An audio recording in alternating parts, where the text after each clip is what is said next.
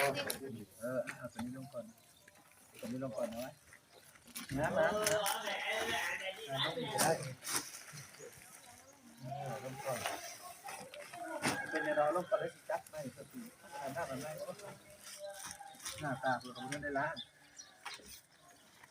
เนี่ยเข้าไปนี่ก็ได้เป็นไง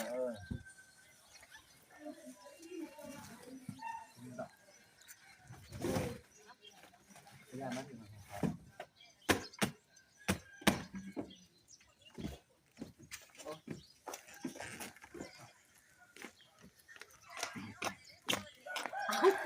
สุภาพเอกยังตอนเด็กออกคนนี้นะแนวกองแน่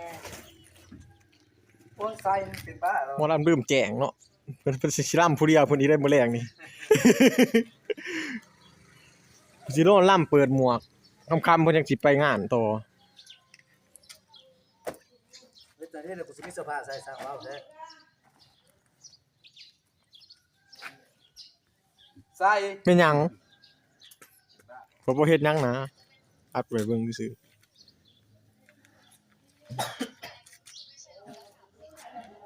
มาซี่ให้พ่อดีไว้